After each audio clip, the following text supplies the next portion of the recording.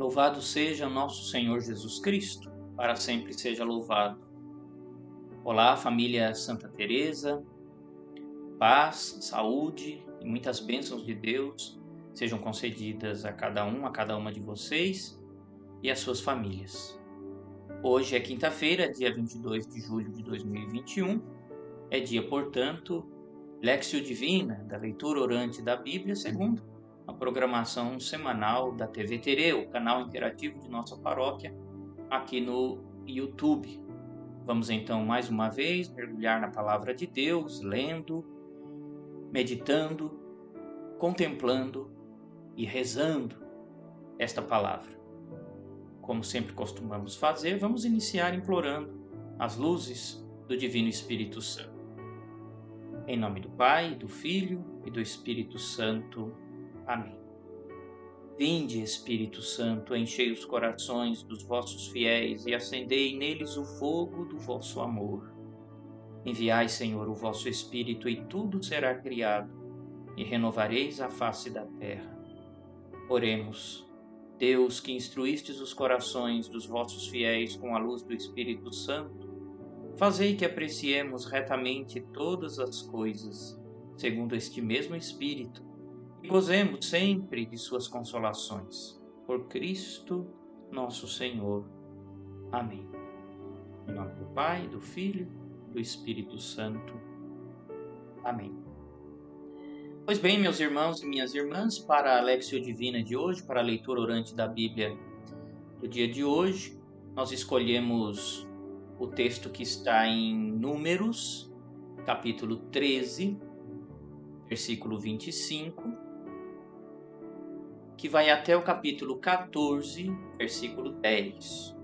Ou seja, vamos ler o final do capítulo 13 e o início do capítulo 14 do livro de Números. Então, fazer uma primeira leitura proclamada deste texto. Para esta primeira leitura do texto, eu vou utilizar a Bíblia Sagrada, na nova tradução, a linguagem de hoje. É uma versão com texto mais acessível. Leitura do livro dos Números. Depois de espionarem a terra 40 dias, eles voltaram ao deserto de Cádiz, em Parã, onde estavam Moisés, Arão e todo o povo de Israel. E contaram a eles e a todo o povo o que tinham visto e mostraram as frutas que haviam trazido da terra. Eles disseram a Moisés: Nós fomos até a terra onde você nos enviou. De fato, ela é boa e rica, como se pode ver por estas frutas que trazemos. Mas os homens que moram lá são fortes e as cidades são muito grandes e têm altas muralhas. Além disso, vimos ali os descendentes dos gigantes. Os amalecitas moram na região sul da terra, os heteus, os jebuseus e os amorreus moram nas montanhas. Os cananeus, por sua vez, vivem perto do mar Mediterrâneo e na beira do rio Jordão. Então o povo começou a reclamar contra Moisés, mas Calebe os fez silenciar e disse: Vamos atacar agora e conquistar a terra deles, nós somos fortes e vamos conseguir. Os outros, porém, que tinham ido com ele disseram: Não podemos atacar aquela gente, pois aquele povo é mais forte do que nós. Assim, espalharam notícias falsas entre o povo de Israel a respeito da terra que haviam espionado. E eles disseram: Aquela terra não produz o suficiente nem para alimentar os seus moradores. E os homens que vimos lá são muito altos. Também vimos gigantes, os descendentes de Anak. Perto deles, nós nos sentíamos tão pequenos como gafanhotos, e para eles, de fato, nós somos como gafanhotos. Então, naquela noite, todo o povo gritou e chorou. Todos os israelitas reclamaram contra Moisés e Arão e disseram: Seria melhor se tivéssemos morrido no Egito, ou mesmo aqui neste deserto. Por que o Senhor nos trouxe para esta terra? Nós vamos ser mortos na guerra, e as nossas mulheres e os nossos filhos serão presos. Seria bem melhor se voltássemos para o Egito. E diziam uns aos outros: Vamos escolher outro líder e voltaremos para o Egito. Então Moisés e Arão se ajoelharam e encostaram o rosto no chão diante de todo o povo. E Josué, filho de Num, e Calebe, filho de Jefoné, dois dos líderes que haviam espionado a terra, rasgaram as suas roupas em sinal de tristeza e disseram ao povo: A terra que fomos espionar é muito boa. Se o Senhor Deus nos ajudar, Ele fará com que entremos nela e nos dará aquela terra. É uma terra boa e rica. Porém, não sejam rebeldes contra o Senhor e não tenham medo do povo daquela terra. Nós os venceremos com facilidade. O Senhor está com a gente e derrotou os deuses que os protegiam. Portanto, não tenham medo. Apesar disso, no entanto, o povo ameaçou matá-los a pedradas, mas de repente todos viram a glória do Senhor aparecer sobre a tenda sagrada. Palavra do Senhor. Graças a Deus.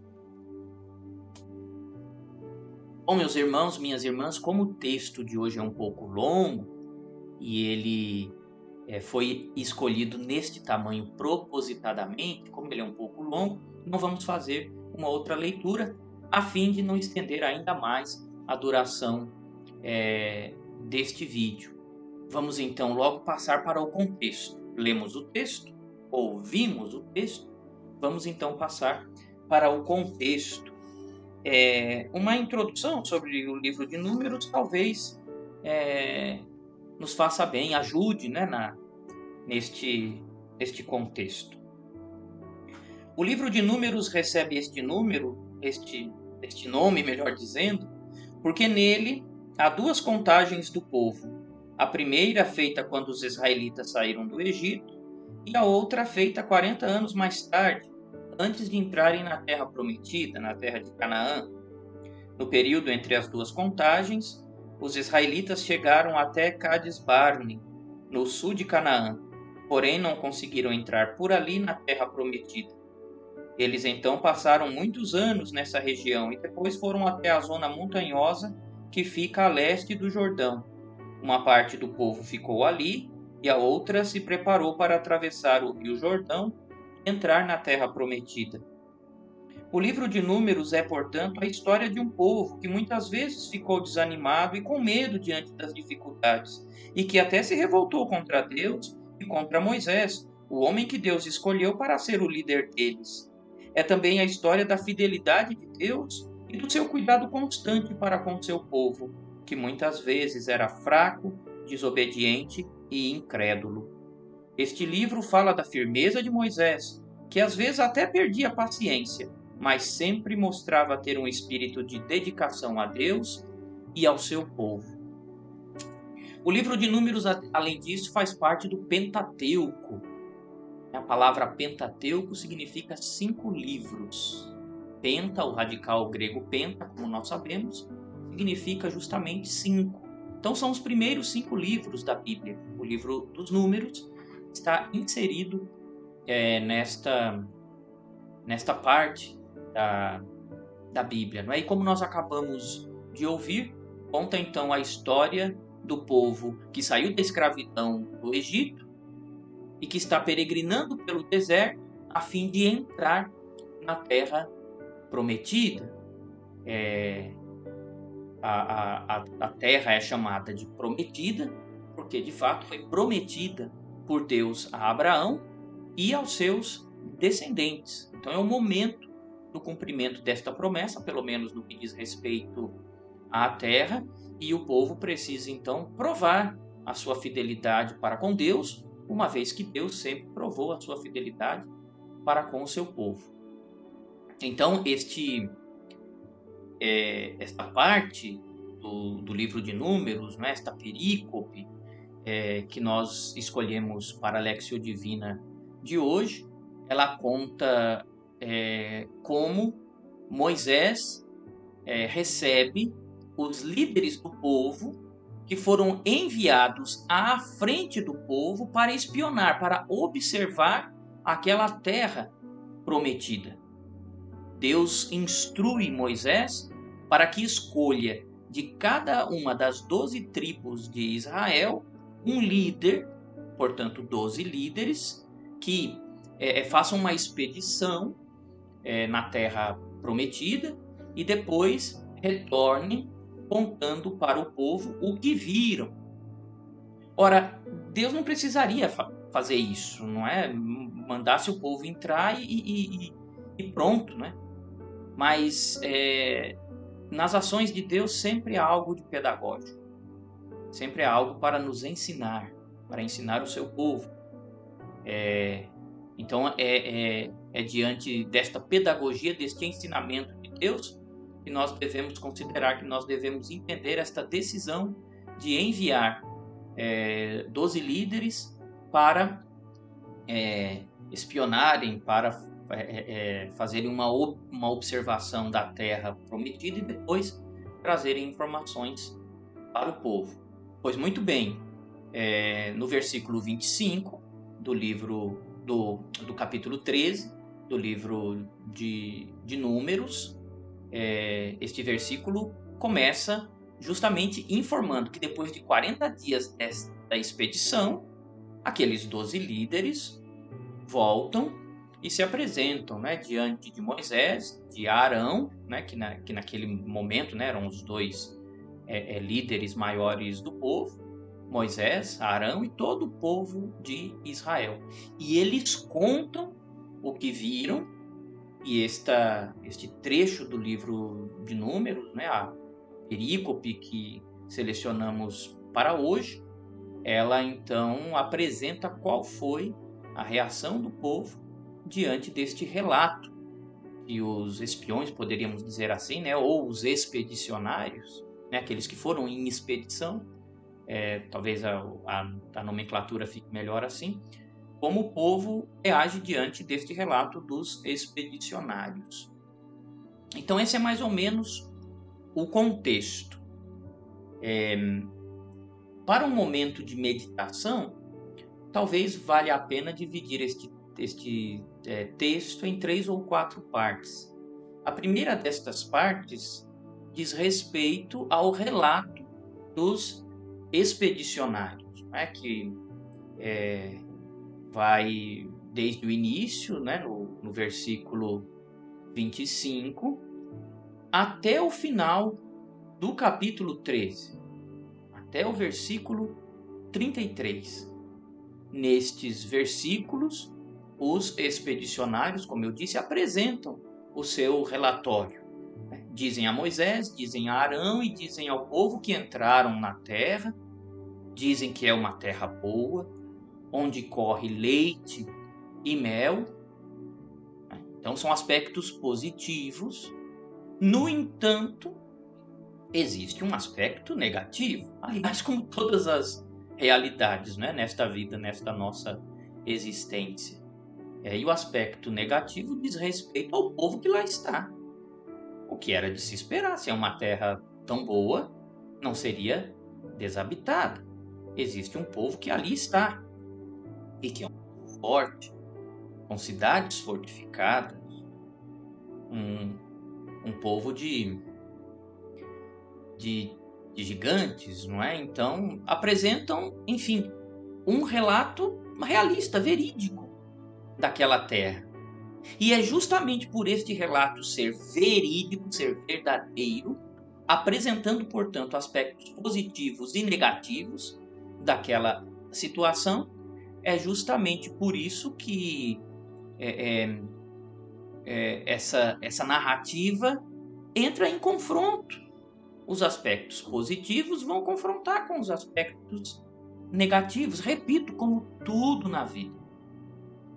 Todas as decisões que nós devemos tomar nesta vida devem colocar na balança os aspectos positivos e os aspectos negativos. E aí é preciso, né, equilibrar estas duas realidades, estas duas dimensões e ir tomando decisões na vida, ir caminhando, sempre ponderando estas duas realidades, estas duas dimensões. O grande problema é ter um olhar para a realidade que considera apenas os aspectos positivos ou que considera apenas os aspectos negativos. Pois muito bem, no texto que nós ouvimos, que nós selecionamos para a Lectio Divina de hoje, nós encontramos um grupo representado principalmente por Caleb, que era o líder, né, de um daqueles 12 líderes que foram enviados em expedição. Ele era o líder da tribo de Judá. Percebam que ele apresenta uma postura bastante realista. Ele diz: sim, a terra tem os seus habitantes que são fortes, sim, mas é uma terra boa. E nós podemos conquistar a terra com a ajuda de Deus. Diz ele: temos que subir e tomar posse desta terra. Nós podemos fazer isso. Esta afirmação de Caleb está ali no versículo 31. No entanto, como sempre acontece, aparece no meio do povo aqueles que são demasiadamente pessimistas e que, portanto, analisam as diversas situações apenas a partir dos seus aspectos negativos. Os extremos são sempre perigosos. Aqueles que analisam a situação apenas a partir dos aspectos positivos são iludidos, são pessoas que certamente não saberão reagir diante das dificuldades da vida, mas aqueles que só analisam a situação diante dos aspectos negativos também caem numa ilusão, e o que é pior, numa ilusão paralisante. Porque é uma visão diante da vida que alimenta o medo, e o medo paralisa. Percebam vocês que aqueles que haviam acompanhado Caleb e que trouxeram um relato negativo, apenas enfatizando os aspectos negativos, eles caem em contradição, principalmente por causa de notícias falsas. Vejam qual é a expressão, não é, que a Bíblia, na linguagem de hoje, usa. Não é? Assim, isso no versículo 32. Assim, aqueles que acompanharam Caleb espalharam notícias falsas entre os israelitas a respeito da terra que haviam espionado. Para fazerem valer a sua visão, apresentam notícias falsas, difamam a terra, se colocam contra o projeto de Deus. E qual é o discurso desses camaradas? Eles dizem assim: a terra que fomos explorar é uma terra que devora os seus habitantes. A Bíblia, a tradução da linguagem de hoje, diz assim: aquela terra não produz o suficiente nem para alimentar os seus moradores. É como se eles dissessem: o povo que mora lá morre de fome, que dirá nós? Até aí, né, pode parecer uma informação verossímil. No entanto, eles continuam: o povo que vimos nela são homens de grande estatura, são gigantes, os filhos de Enaque. Tanto para nós próprios como para eles, nós parecíamos gafanhotos. E aí não conseguem perceber a contradição do próprio discurso.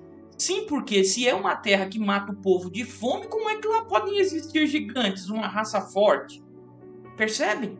Um povo forte é um povo bem nutrido, bem alimentado. Mas, para fazerem valer a sua narrativa pessimista, então plantam notícias falsas no meio do povo. Meus irmãos, é impressionante e ao mesmo triste perceber como este tipo de estratégia era usada já naquele tempo, há milênios no passado, e continua sendo usada nos nossos dias. A santa palavra de Deus, nesse sentido, nos ajuda a ficar sempre de olhos abertos para este tipo de estratégia, a desconfiar sempre deste tipo de gente que quer paralisar o povo pelo medo. Depois, no capítulo 14, começa a reação do povo, depois de ouvir esta narrativa. E aí nós poderíamos perguntar, não é? Mas por que o povo não se inclina a acreditar na narrativa de Caleb, que diz que é possível conquistar a terra, é possível avançar? É interessante, né? O povo se deixa levar pelo medo. Pensa até em retroceder. Meu Deus do céu, como é grande a tentação do retrocesso. Sim, porque percebam nos versículos 3 e 4 do capítulo 14, versículos 3 e 4. O povo diz: por que Javé nos trouxe a esta terra para morrermos pela espada e para que as nossas mulheres e crianças se tornem escravas? Não seria melhor voltar para o Egito? Aí alguém poderia perguntar para essa gente: mas pelo amor de Deus, no Egito vocês eram escravos. E vocês estão dizendo: se nós perdermos a guerra aqui, nossas mulheres e nossas crianças se tornarão escravas. Vocês deveriam dizer: voltarão a ser escravas. A chance que nós temos da liberdade é encarar essa situação. Percebem como uma narrativa falsa que inflama o medo faz com que as pessoas comecem a nem pensar direito? Né? Nós vamos nos tornar escravos, seria melhor voltar para o Egito. E diziam uns aos outros: vamos escolher um outro chefe e voltar para o Egito, voltar para a escravidão. Pelo menos lá a situação de escravos era certo, antes escravo do que morto. Ou, como aconteceu, não é, quando faltou alimento no deserto, é melhor ser escravo de barriga cheia do que ser livre passando fome. Essas foram as reivindicações, os protestos que o povo apresentou diante de Moisés e diante de Deus. Por isso Deus fica triste, muitas vezes se revolta, fica bravo mesmo com o povo, por causa de sua infidelidade, por causa de sua ingratidão, por causa de seu medo. Vale dizer também, por causa de sua burrice.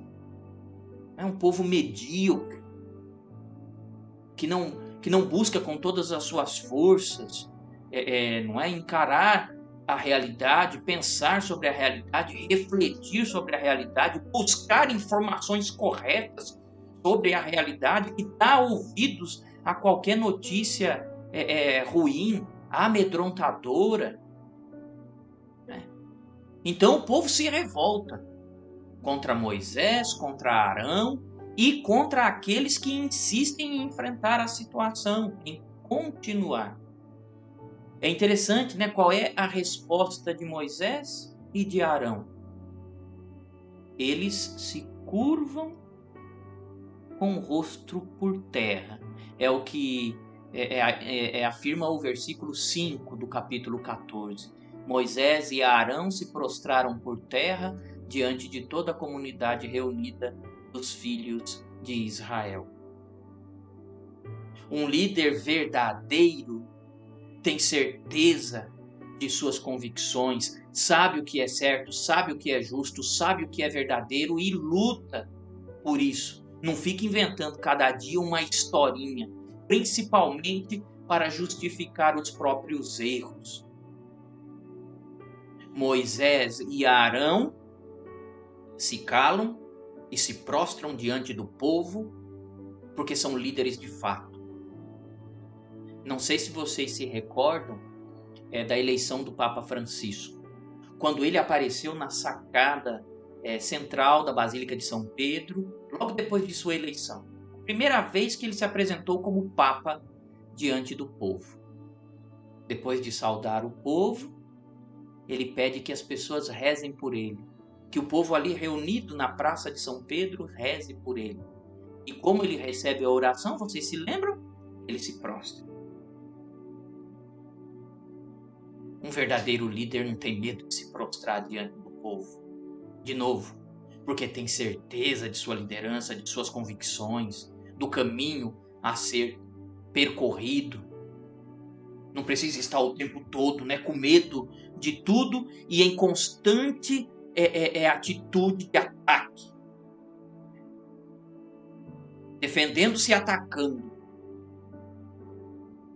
Quem se curva, se rende. Se quiserem cortar a minha cabeça, fiquem à vontade. Se quiserem me apedrejar, fiquem à vontade, mas eu tenho a minha consciência tranquila de que estou agindo certo, de que estou agindo bem. Então, esse versículo 5 do capítulo 14 traz uma postura de liderança, uma iluminação da santa palavra de Deus que os cristãos, que o povo que crê em Deus sempre deveria ter como critério para avaliar as lideranças de qualquer espécie neste mundo, sejam elas políticas, religiosas, sociais, financeiras, culturais, enfim. Esta é uma postura que ajuda muito, né? Jesus, no Novo Testamento, irá dizer: o bom pastor é aquele que dá a vida por suas ovelhas. O mau pastor é aquele que exige que as ovelhas percam a vida por causa dele. Jamais devemos nos esquecer disso. Acompanham a atitude de Moisés, Josué, filho de Num, que depois se tornará o líder do povo, depois que Moisés morre, né? Moisés morre sem entrar na terra prometida, então a liderança fica com Josué e também Caleb, né? Os dois acompanham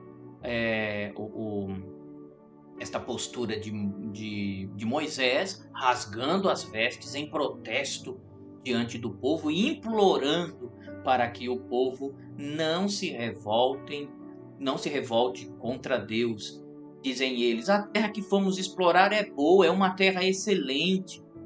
Se Deus estiver do nosso lado, Ele nos fará entrar nesta terra e a dará para nós. É uma terra onde corre leite e mel. Vejam, Moisés nem precisa dizer nada. Existem pessoas convictas de sua autoridade que fazem isso por ele. Quando a autoridade é boa, ela não precisa de defesa, né?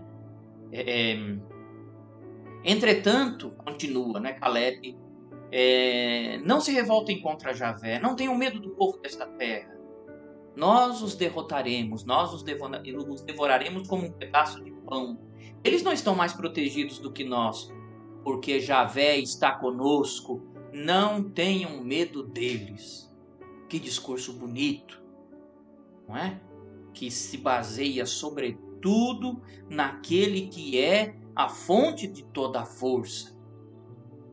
Não dá para ficar comparando, né, os exércitos apenas em termos humanos.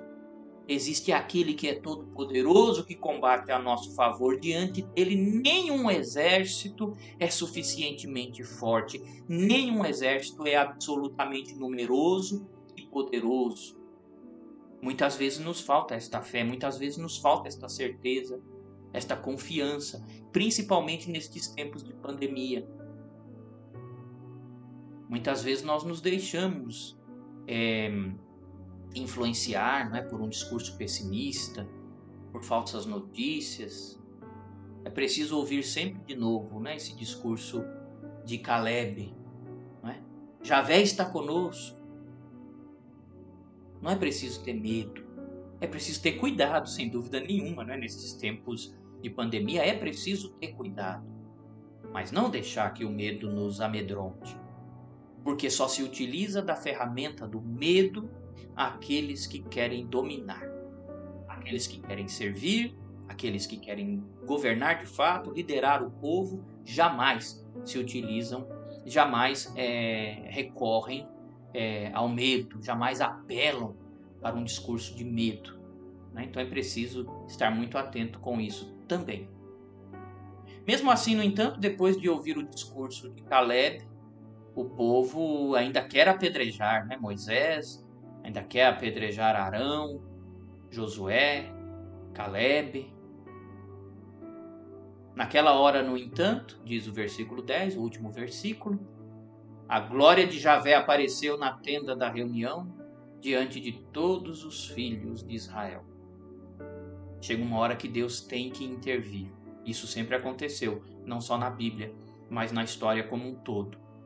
E quem tem uma visão mais ampla da história do ser humano sobre a face da Terra, dos momentos cruciais nos quais a história humana chegou numa encruzilhada, vai perceber a ação de Deus, vai constatar a ação de Deus em cada um destes momentos. E é esta certeza que deve dar aos cristãos, que deve dar aos filhos e filhas de Deus, é a força, a coragem para continuarem caminhando. Mesmo em tempos difíceis, mesmo diante de situações ameaçadoras. É esta certeza que nós pedimos a Deus, esta força que nós pedimos a Deus. E pedimos também, não é como reza a oração do Pai Nosso, que Deus nos livre do mal. Não apenas do mal, do mal que vem na forma de uma doença, não é, de uma pandemia, mas que nos livre do mal do medo, do mal das notícias falsas, das lideranças incompetentes, de gente que não é capaz de conduzir o povo pelos caminhos de Deus. Que Deus nos livre disso e demonstre Ele mesmo a sua liderança, a sua força, o seu poder, a sua guia, a sua condução para todos nós. Que Deus conduza a nossa vida. Seja Ele o nosso líder no final das contas. E seja Ele a fonte de nossa força, fonte de nossa alegria. Porque afinal de contas, como dirá Josué depois que assume a liderança do povo, a alegria do Senhor é a nossa força. Vamos rezar, meus irmãos e minhas irmãs, confirmando estas palavras, pedindo a Deus que esteja sempre junto conosco, nos protegendo, nos iluminando, nos guiando. O salmo por meio do qual nós vamos encerrar esta Léxio Divina rezando é o Salmo 45. O Senhor é refúgio e vigor. O Senhor para nós é refúgio, é vigor. Sempre pronto mostrou-se um socorro na angústia. Assim não tememos se a terra estremece, se os montes se abalam, caindo nos mares, se as águas trovejam, se as ondas se agitam, se em feroz tempestade as montanhas se abalam. Porque os braços de um rio vêm trazer alegria à cidade de Deus, a morada do Altíssimo. Quem a pode abalar? Deus está no seu meio, já bem antes da aurora ele vem ajudá-la. Os povos se agitam, os reinos desabam, troveja a sua voz e a terra estremece. Conosco está o Senhor do universo, o nosso refúgio é o Deus de Jacó. Vinde, pois, ver, contemplai os prodígios de Deus e a obra estupenda que fez no universo. Reprime as guerras na face da terra, ele quebra os arcos, as lanças destrói e queima no fogo os escudos e as outras armas. Parai, diz ele, conhecei que eu sou Deus, que domino as nações, que governo a terra. Conosco está o Senhor do universo, o nosso refúgio é o Deus de Jacó. Glória ao Pai, ao Filho e ao Espírito Santo, como era no princípio, agora e sempre. Amém. Muito obrigado a você que me acompanhou até agora, que as palavras de Deus possam revigorar a sua vida. Vamos agora implorar a bênção de Deus, principalmente para a sua vida, para a sua família, para o seu trabalho, para a sua casa, enfim, para todas as dimensões da sua vida. O Senhor esteja convosco, Ele está no meio de nós. Abençoe-vos, Deus Todo-Poderoso, Pai, Filho e Espírito Santo. Amém. Fiquem sempre com Deus e até a próxima, se Ele quiser. Até mais.